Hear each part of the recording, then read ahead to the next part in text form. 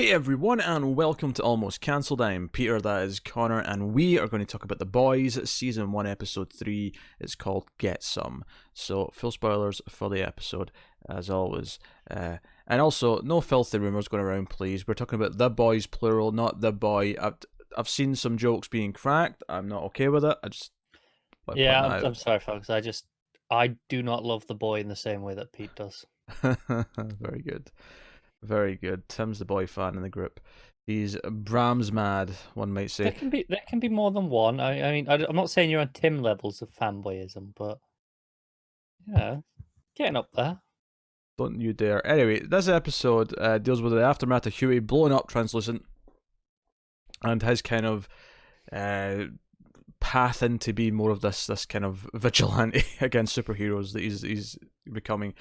Yeah, And accepting what he did, because obviously he hesitated and he's not feeling great about it. He's kind of trying to wash the blood off himself and gunk, blood and gunk. That's not a mistake. This is just fluids, and he's tried to do that. And the plot of the episode with the main group, if I was probably introduce the new character first before we even talk about the plot, is new character Mother's Milk, if I'm yes, remembering that correctly. you are, because it was a relatively unique name, which does make it somewhat Yes, memorable. yes. So we have him added to the team instantly. More humor. There's a great bit when Billy goes to speak to him where he is like, hey, no, because at first, Mother's Milk's like, hey, now go away, I don't want anything to do with you. And then Billy just says enough about killing Translucent and about the fact that they've got potential, they've got a lead that could take down Vought entirely, and like, there's potential here. And Mother's Milk kind of like, okay, all right, but I'm not working with Frenchie again. I'm not working with that guy. And he's like, "Well, I've not seen him in years." Yeah, that made me laugh. That was pretty funny. Yeah. It wasn't Make a Wish scene funny. Don't get me wrong. Every joke in this show is going to be compared to that Make a Wish scene from the on. I Just think what up there in this episode, not quite Make a Wish, there's a is good one towards the end. I'll say it's that, but it's probably when Mother's Milk's on the phone to his girlfriend, wife. I don't know. uh, Uh, I don't know if they're married yet. But yeah, yeah, but and in front of all the lads, and they're all just taking the piss out of him. That that is probably the most relatable bit of humor in this show. That is so real, and that made it funnier. why do you feel embarrassed by saying mushy things on the phone when there's No, people I standing don't. around? But I'm just saying you've seen this, where I don't know, a group of guys in first, someone does that, everyone starts taking the piss, it's just, good natured banter, Hmm. but it felt very real. Um. Yeah, I'm not embarrassed by this kind of stuff. So I mean, but I mean, I get it from his character. Like he's trying to be all tough. He's literally because he's just trying to strangle French. Because that's when the phone rings. Which, by the way, Yeah. even the fact that Rick Astley starts playing in the middle of this scuffle that's happening. Yeah. Huey's not even been introduced to anyone yet. Well, I mean, two of them know who he is. But you know what I mean? To Mother's Milk. Which, by the way, Mother's Milk, really? What a name. So they got the name of A Train's girlfriend, and they're going to spy on her and try and like figure out what's going on and get some info. And Huey becomes very useful because he's like, no, we don't have to actually plant bugs in the house. Like she's got like webcams and smart TVs and shit like that. If I get her, it wasn't her IP address, but it was something like that. I said, It's the IPv6. yeah. Um, we can just like tap into that and watch her with our own tech. We don't have to actually take tech in with us. So they're all impressed and they pretend to be the Wi-Fi guys, I guess. Yeah, they just come to go, oh, well, yeah, we're just going to sort something out with the internet. Fine. Yeah, yeah. You get 100 Mbps or whatever he says, which for the record is a third of my speed. Just want to throw that out there. Um, Rubbing it into all the Americans. I have 300 megs per second. Thank you very much. That did struck me odd. I mean, this may just be a regional thing, but just the way he phrased it sounded weird because I always say megs per second. But I mean, that may just be Yeah, maybe that is a regional thing, or maybe it's more just it's a slang thing to say, but an official salesman would do the full. true. I've never been pitched my internet speed by a salesman, really. You've never had to, have you? You just go, I want the top package. Give me Yes, that's my attitude when it comes to the internet. Yes. that. Yeah, exactly. So they go ahead and do this, and they get to witness a conversation between A Train and the girlfriend, where they talk about Compound V. He's worried about his race that he's having with the other speedster. Notably, they were throwing around the fastest man alive phrase a Yeah, lot more I this caught it episode. early on in this episode. I was like, okay, so they are using They it. said it two They or three weren't. times. It wasn't just the They once. did, but as soon as I heard it, it was early on that they used it first, and I was like, okay, so they're not afraid to actually use it. It was just maybe they weren't actually being careful last episode. They were just not using it then for whatever reason. Yeah, yeah. I think the gimmick here is supposed to be that his phrase is the world's fastest man, and like that's why he keeps saying it that way. Whereas the other guy might have fastest man alive. The idea that the Flash always says I'm the fastest man alive. That's kind of his catchphrase. Yeah. I feel like the whole point of like him not using that was his catchphrase is I'm the world's fastest man, which doesn't sound as good, obviously, but they didn't want to just take the Flashes. It's really annoying me. I can't remember the other guy's name. It was something like I don't know. If you can start me off, I might get it, but I'm sure it began with an S. yeah, I keep thinking that as well. Okay, I found it. I don't know if you want to guess it. If you can give me part of it, I might be able to get it. Shockwave. Yeah. Yes. But he's all worried. She gets pissed at him because he's not willing to go public about the relationship yet. But he's demanding some Compound V. So kind of like changing our perceptions from what we were guessing last episode. It seems to be more of a steroid. Yeah, more of a superhero steroid that enhances their powers, and essentially makes them juice. Yeah, I assume this is something Vought uses to keep a lot of them in line, kind of gets them hooked on it. Yeah. Although he's not going to vote for it though. He's got a supply here with a girlfriend.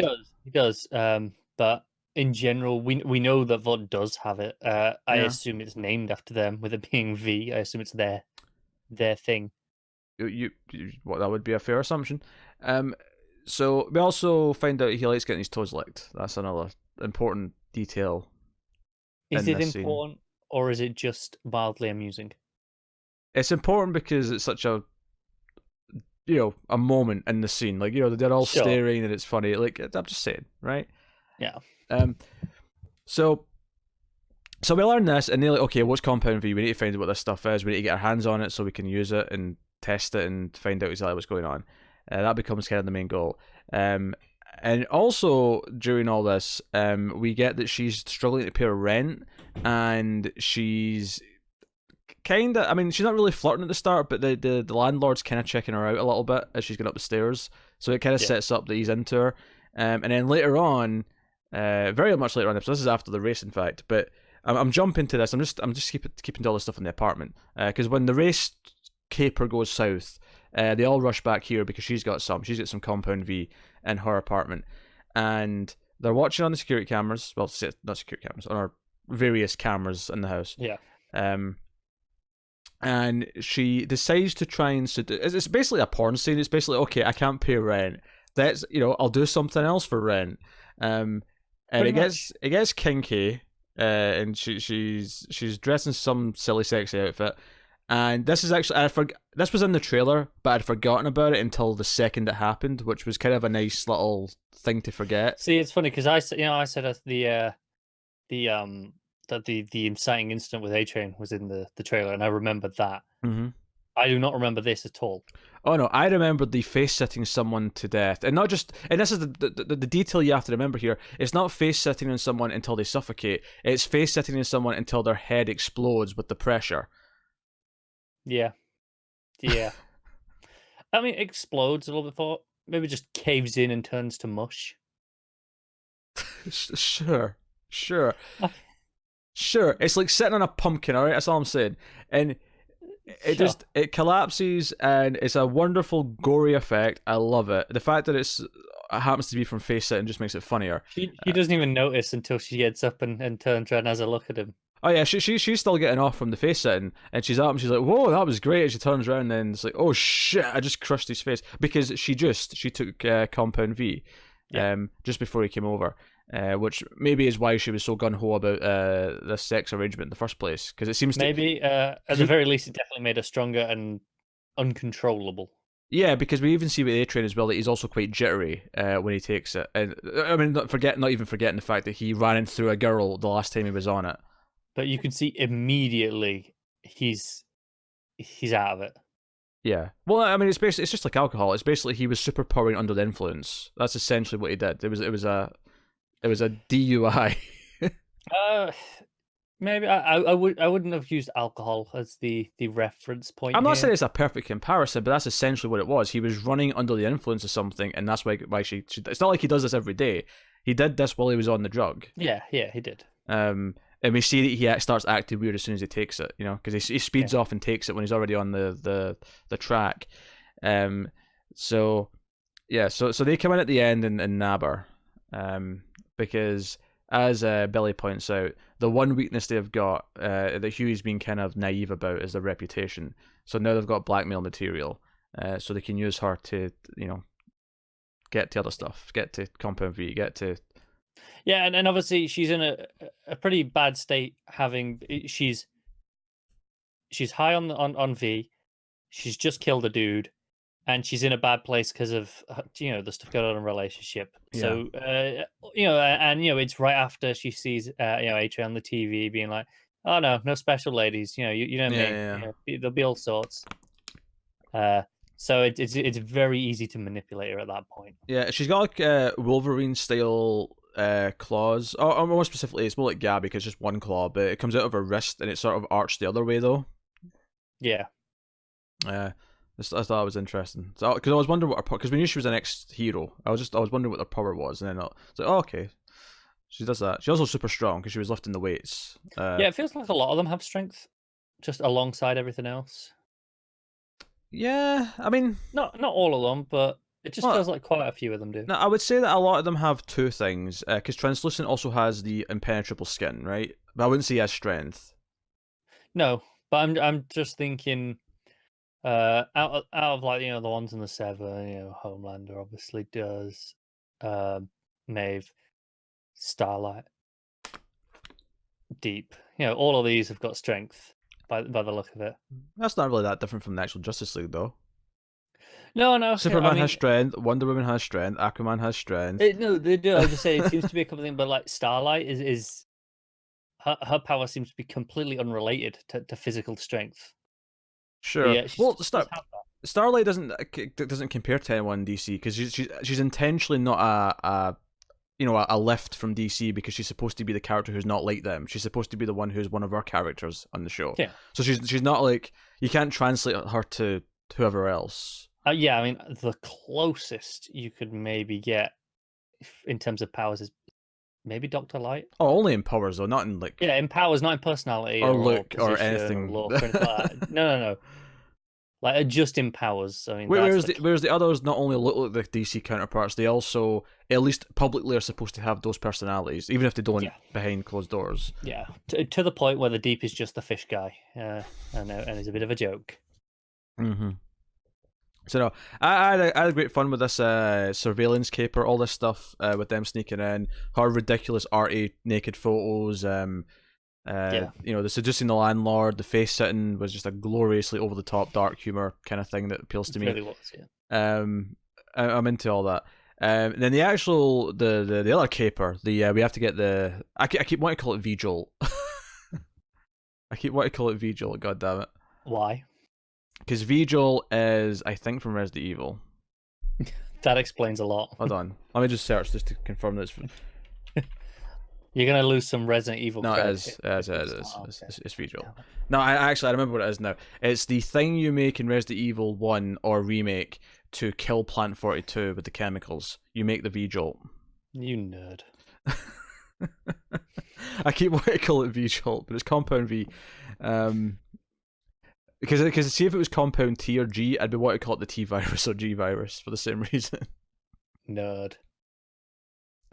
I'm sorry. Like you're way more of a nerd than I am. You're into so much fantasy shit. I am, but I'm able to separate them quite nicely. I'm not calling anything in here names from, I don't know, pick a franchise. I'm pretty sure you also accidentally called Starlight Stargirl at one point. I don't think I did. I think we both did. I'm pretty sure I didn't actually. I think we both did it. So we're at the race and they're going to try and sneak in. Frenchie's going through the air ducts and whatnot to try and sneak out of the locker room because they think he's got his compound V in his bag at A-Train, that is. And Reasonable assumption. that's not a bad assumption. So they try and do that. It is not, though. However, there's a little bit of drama here in the middle of this where Starlight almost goes back in the locker room and Huey runs into her, realizing, oh wait, you're Starlight? Like, it's like, oh yeah, like, Annie, Huey, we met in the bench the other day, and they end up going for some overpriced beer and nachos. And he gets a number. It's all going well. He turns off his comms so that the other guys can't hear his conversation. Yeah.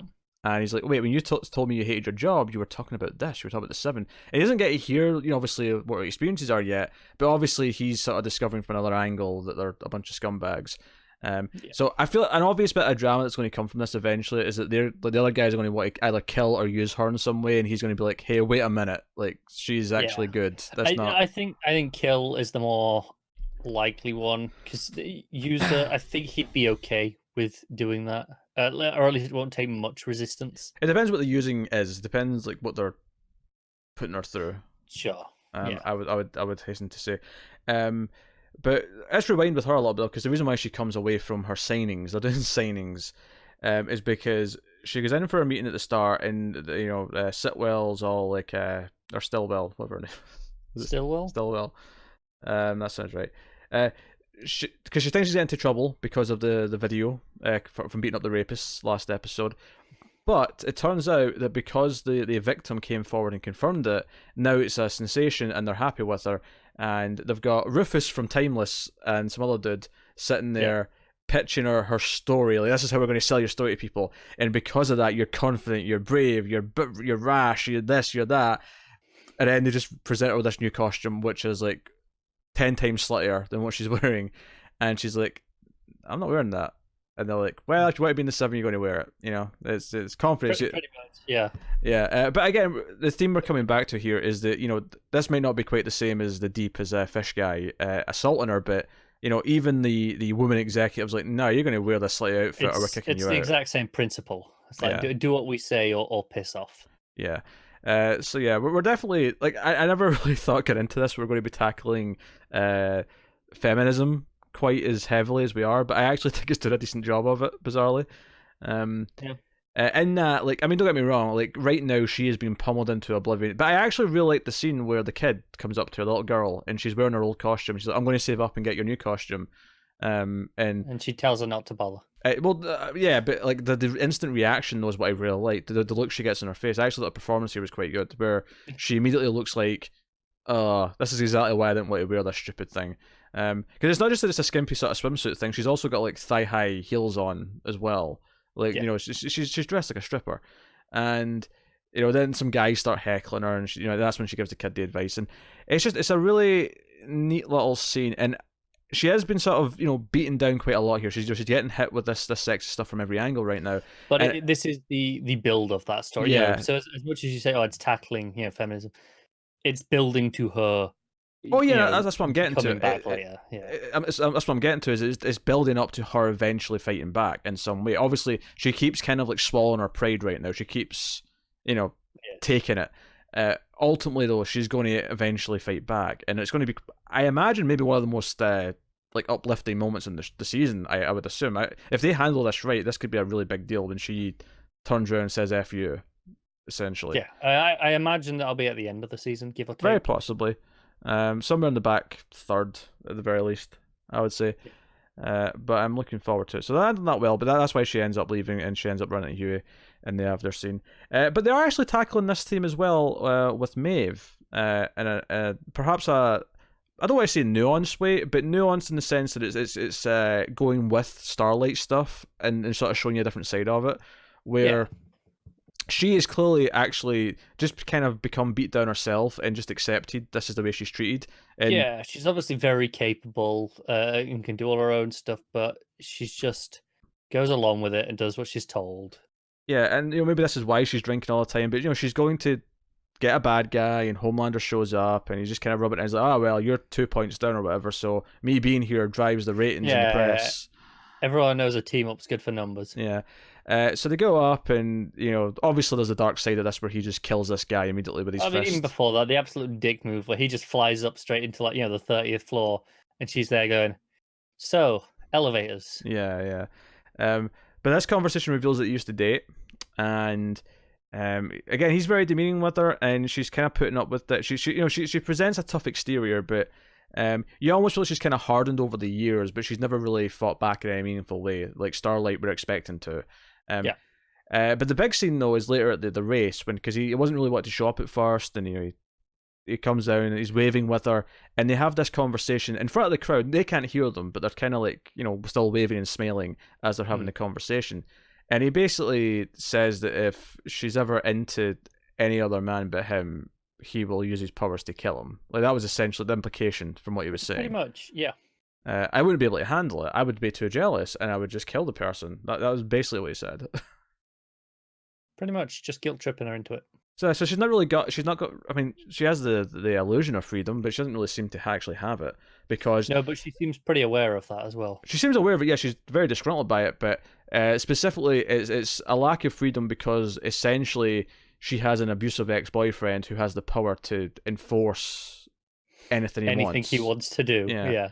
And because of that, she's kind of trapped in this way. So I would actually be kind of thrilled to see Maeve kind of flip sides at some point. Like I don't know if that's where we're going to go with her, or if we're going down a different path. Yeah, she's a lot more sympathetic than Homelander or the Deep, for example.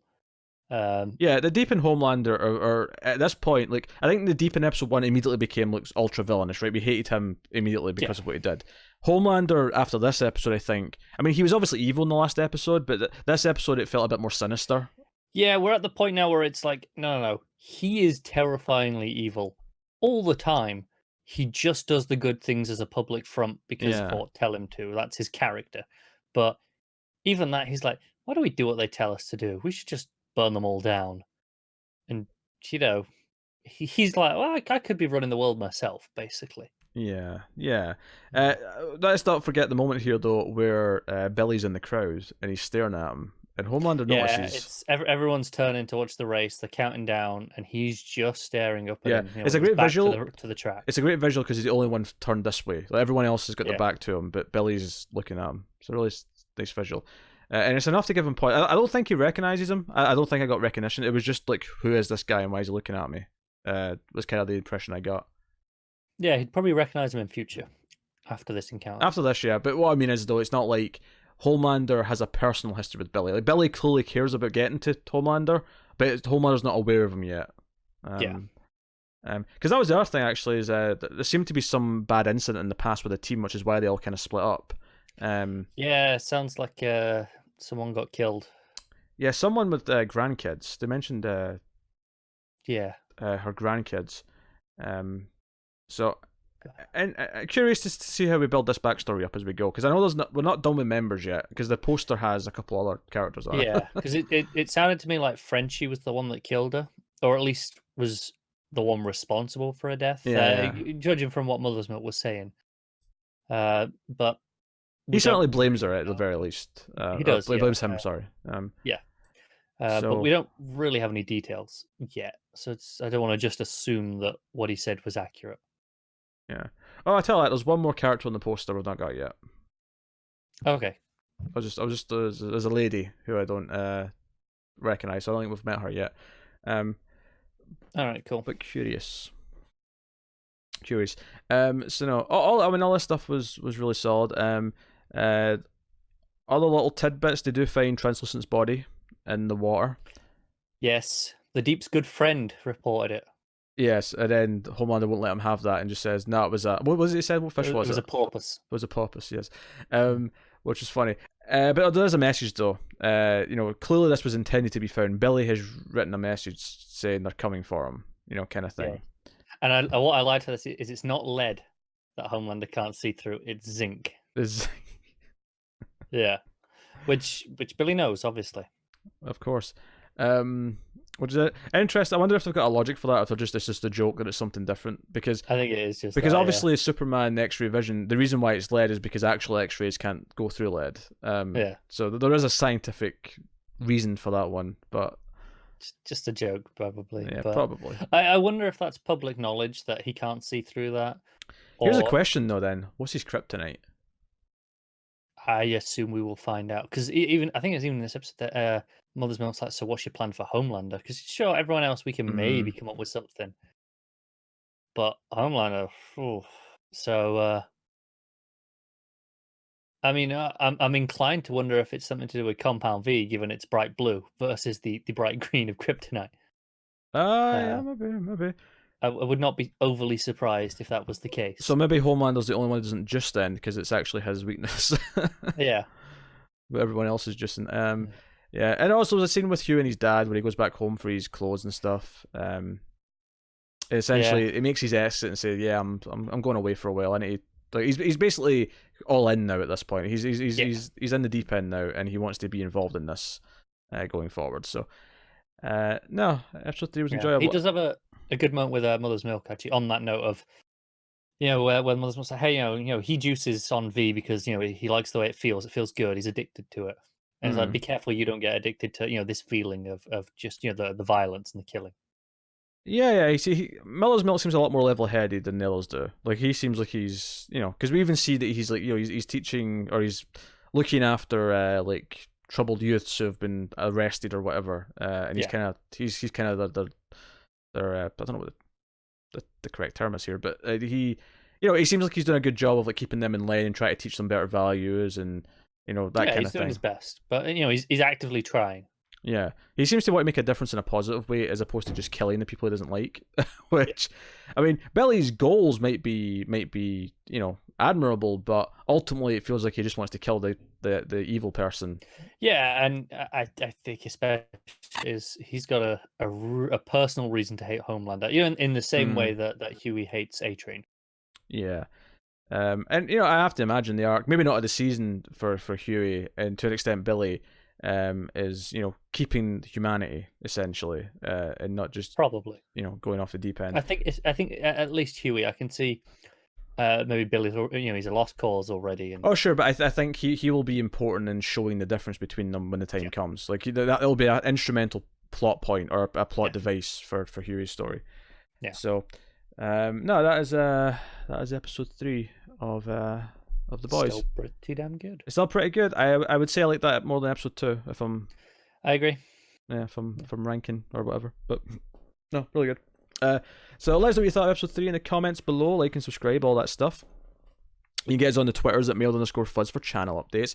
If you want to support the show and the channel and everything we do here, you can head over to patreon.com/mailfuzztv where you can support us for as little as $1 per month and you get bonuses, extras, and so on and so on. You obviously also get other stuff at higher tiers, but just for $1 you get a bunch of stuff anyway, so you want to have a look and see if you want to keep the mics and likes and the lights, the mics and the lights and computers on, I guess. That's all the stuff we use.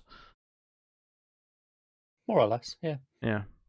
I mean, for this specifically, I mean, I also use other things in life, like food and all sorts, but Those tend to be enjoyable / essential.